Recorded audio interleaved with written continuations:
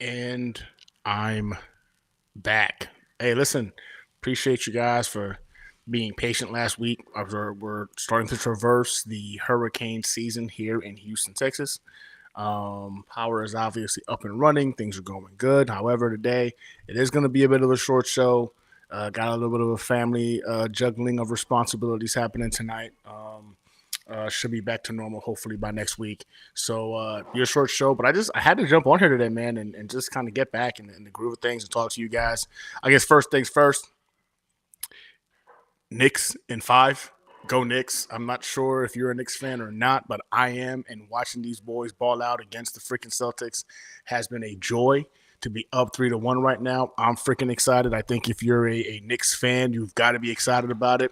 So 100% go Knicks. Knicks in 5. I think the Pacers are up next, and I'm feeling really good about the chances for the Knicks to go ahead and make it to the final. So at least one of our New York teams is showing up and putting a bit of a show for us as New York sports fans. Yankees are looking pretty good too, man. Yankees are doing some damage right now. They've been embarrassing the last couple of opponents. So right now, in terms of New York sports, it's looking good. It's looking good for us in terms of how things are starting out. I think ultimately how things wind up ending up is going to be what ultimately matters. But nevertheless, go Knicks. Knicks in 5. Pacers are up next. I'm looking forward to that.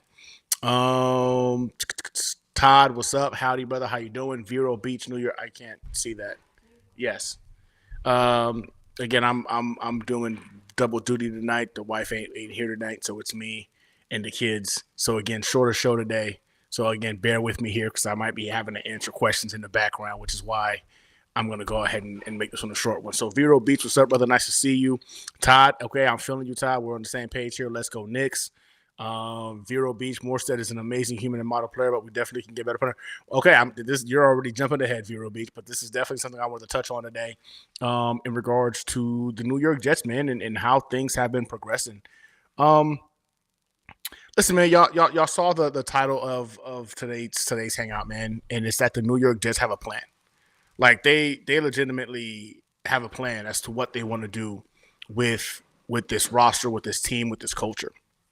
And I think, yeah, I feel that Vero, but every now and again, right? You got to go ahead and put on the dad, the dad, uh, the dad hat. But I know exactly what you're saying. Like them kids, I say it quite a bit. The wife's not a fan of that whenever I do bring it up.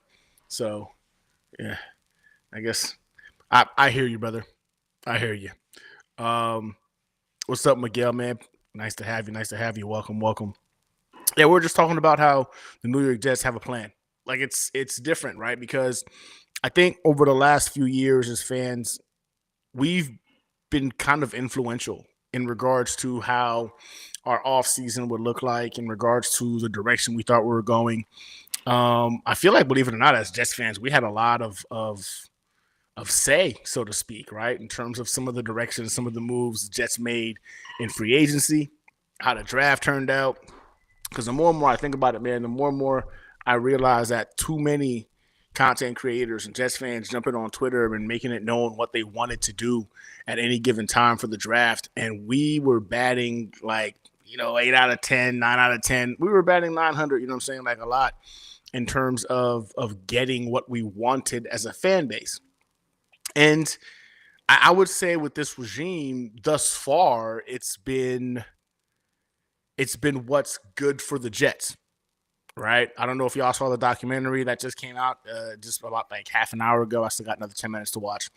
But just watching the first, 10, 15 minutes of that, it's one of those things where you're starting to see this team take shape, right? The vision that Glenn and Muji has for this roster, you're starting to see it take shape. And you see it in an episode like that, and you start to realize, like, okay, so these boys do have a plan. Like they came in here, they kind of know what the identity of the New York Jets are going to be. They know what they want it to be, and they're pushing for that to be the case.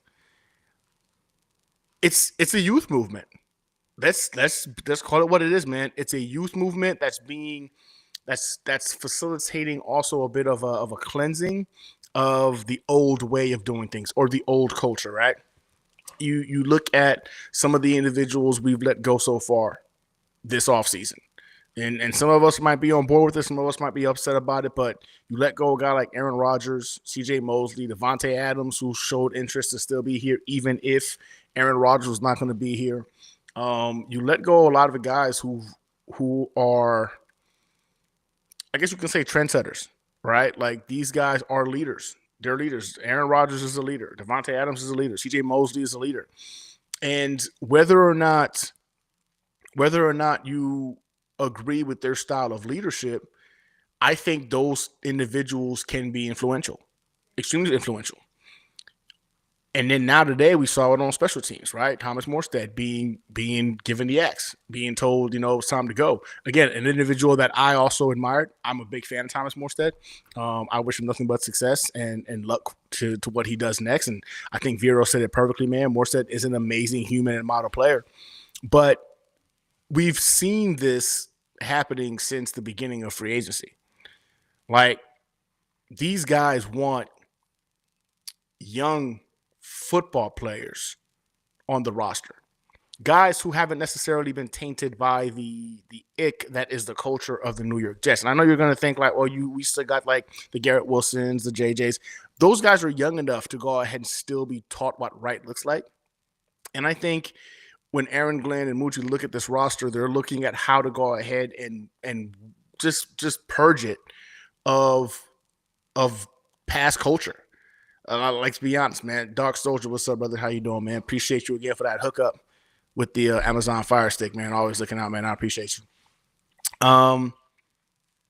Infrared Jets, my Mets are 27 and 15, the Yankees 24 and 17. Go Mets. All right, hey, respect. You know what I'm saying? New York sports fans in the building.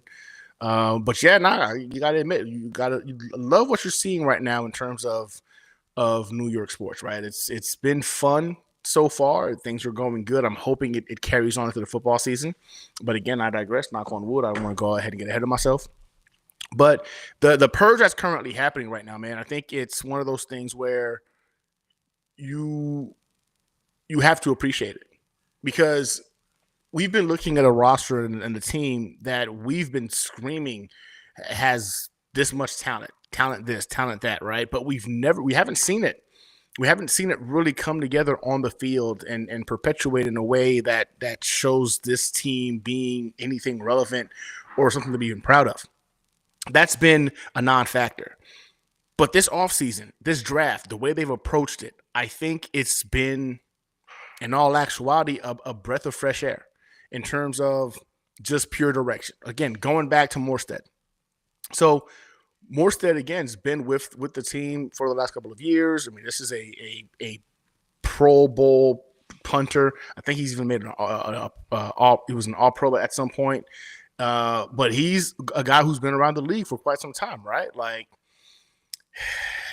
it gets to the point where you look at how you want to mold this team, and it's the youth movement is because you want to go ahead and start showing, you want to start putting your imprint on what these guys are supposed to look like. And Morstead is a good football player, still a good, punter.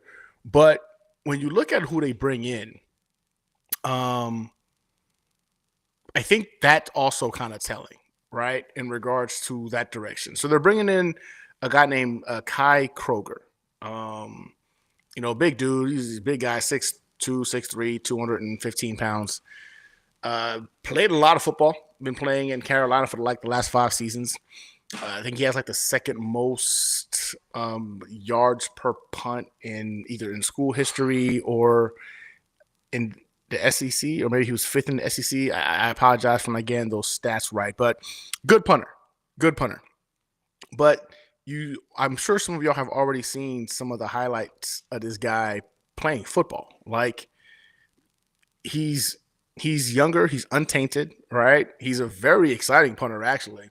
He can make plays as a football player, right? And as I've been watching some of these highlights of this kid coming out, I'm getting excited over a punter that we just brought into the team, and not because it was a position that I feel like was a position of need, but because what it means. I feel like when you watch some of this kid's tape, you're thinking to yourself, man, they're already preparing and showing us like they just value versatility. The value and versatility matters. This kid can throw the ball. He's got some wiggle to him. I see a lot of trick plays in our future. Like a lot of trick plays in our future. I think the New York Jets saw him as a weapon, not just a punter, but potentially as a weapon. And you bring him in to incorporate a bit of showmanship to that special teams aspect. And again, the aggressive nature in what Aaron Glenn is, we've seen it with the Detroit Lions. Very aggressive team, man. These guys go for it on fourth down. Like they've been aggressive by nature. Aaron Glenn bringing some of that to the New York Jets, man, is going to be exciting football. Like it really is. Like I know a lot of us right now are looking at this in terms of, well, it's the Jets. They're going to hurt our feelings. They're going to break us. And again, you have every right to go ahead and feel that way. Listen, I wore this shirt tonight for a specific reason because I really truly am ready to be hurt again. I think right now, the more and more I'm analyzing the pieces in terms of the layers, right? It's not just about like the names, or it's about the layers in which you're bringing. These are guys who want to be here. They want to be New York Jets. They're coachable, right? They're still in their prime. Individuals who came from very, very high pedigrees and they haven't quite panned out. And now Aaron Glenn, who keeps telling us like how he's a coach, like he's a coach first, he's a coach this. Cool. We're gonna need to see it, right? Like we need to see that you're a coach. And I think he's kind of getting the pieces together of the kind of players that he believes are coachable and that he can go ahead and mold into the players they were supposed to be when they were drafted initially, right? We've got a plethora of players from free agency that are high pedigree guys. Then you go into the draft and you draft some guys that are high caliber guys, right? That individuals who should have gone earlier in some rounds. And granted, there's some individuals like Anari, and I still don't understand the pick for Arian Smith. I'm still baffled by that move when there were other options who were more polished available. But you go to the rookie mini camp, and you're hearing good things. You're hearing good things about him in rookie mini camp. Like these guys are playing together. He's going through the drills, and I get it. It's just rookie mini camp, nothing really exciting. But what's popping off on tape, everybody keeps talking about it, is quite frankly the speed. The speed aspect is huge, man. Like it's huge. And I haven't been on here, you know what I'm saying, in a couple of weeks, and some things have happened, like, you know, losing Jordan Travis. I think that losing Jordan Travis was, for me anyway, kind of disheartening because I was expecting him to potentially be in the mix for QB2. Granted, Tyrod Taylor, I think, is going to hold his own at that position, but make it a challenge, right? And I think Jordan Travis, being young, he has a similar game to Justin Fields in terms of use of his legs. In fact, all three quarterbacks did. So I was really hoping to bring him in the game, man, and we were going to see what he's about. It would hurt my feelings that he had to retire. But then you bring in a guy like Brady Cook from Missouri, right? Another individual who can be a complement to what that mobile game, that mobile quarterback is going to look like. Because if you look at our quarterback room right now, all of our quarterbacks are mobile guys. They can all move. They can all run, right? They can all throw the ball. I mean, granted, varying different levels of that. But we've got a mobile quarterback room. That's exciting. You hear things about Justin Fields having this quiet confidence about him, how he's carrying himself, how people are looking at him, and they're starting to feel like this could be his coming out year, right? Like, there's a lot to like about what you're seeing right now with the New York Jets. And I think for me, it kind of sucks because I feel myself getting myself excited again and pumped up again. And I'm starting to worry whether or not that I'm doing this to just hurt my feelings once more again. And Miguel says it beautifully right here. It's like, not sure which relationship has been more toxic, being in the military or being a Jets fan. Miguel, like, as a Marine, I got to tell you, like, it's hard to answer that question sometimes because I don't know. I feel like I want to say it was the Marine Corps life, but then the way the Jets have treated me the last several years, man, and I guess I keep coming back to this stage, just like believing that everything and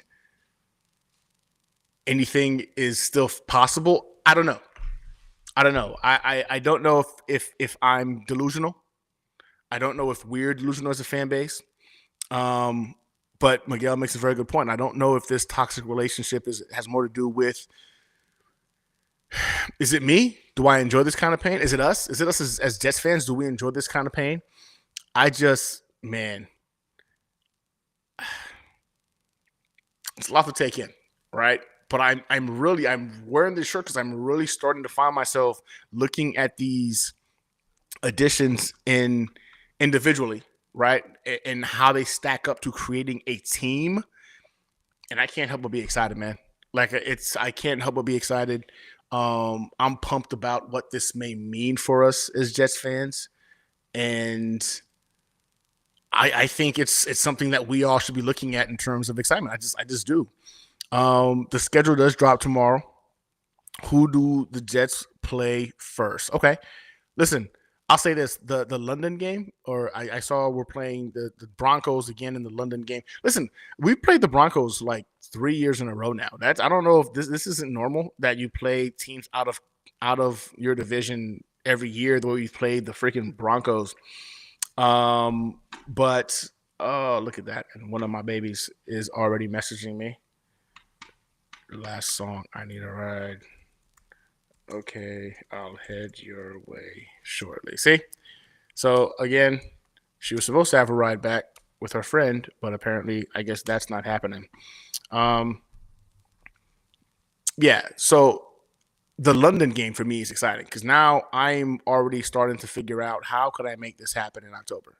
I would love to go out to the London game. I know everybody who went talked about how freaking awesome it was. I was a little bit jealous. I need some of that in my life. So I'm going to figure out how to get to the London game this year, one way or another. Um, Hopefully I can make it happen. But the schedules per se, man, I think, and call me crazy, man.